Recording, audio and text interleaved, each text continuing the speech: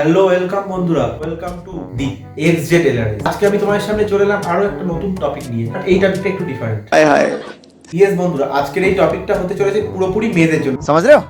তো আজকের ভিডিওতে কিছু নির্দিষ্ট মেয়ের নাম তুলে ধরবো। আগে থেকেই বলছি যে এটা কিন্তু এন্টারটেইনমেন্ট পারপাস, কেউ সিরিয়াসলি নেবে না। বেশি নয়, মাত্র পাঁচটা মেয়ের নাম বলবো এবং পাঁচটা মেয়ের ফিউচার হাজবেন্ড কারা হতে চলেছে বা ফিউচার পার্টনার কারা হতে চলেছে, এআই আজ সেটা বলবে বন্ধুরা। তো লেটস স্টার্ট। ফার্স্টে আমার সামনে যে নামটা আসছে অর্পিতা নামে মেয়েদের ফিউচার পার্টনার কারা হতে চলেছে। Wow nice, businessman, great.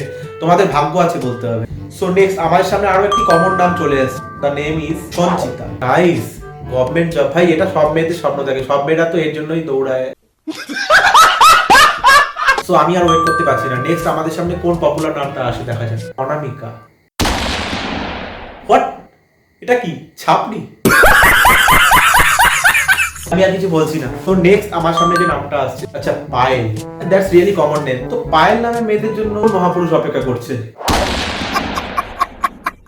Guys এটা কি ছিল? গাইস আমি নেই, এআই দিচ্ছে, আমার দোষ না, সব মানুষ সমান। ওকে, আমাদের সামনে নেক্সট এবং ফাইনাল যে নামটা আছে সেটা কি আসছে? আচ্ছা পূজা। অবভিয়াসলি অনেক কমন নাম। পূজা নামে মেয়েদের জন্য কোন লাইফ পার্টনার অপেক্ষা করছে?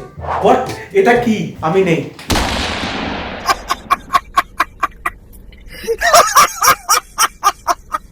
সো বন্ধুরা, আমি আর এই ভিডিওটা বড় করব না, এখানেই ভিডিওটা এন্ড করছি। দেখা হচ্ছে নেক্সট ভিডিওতে।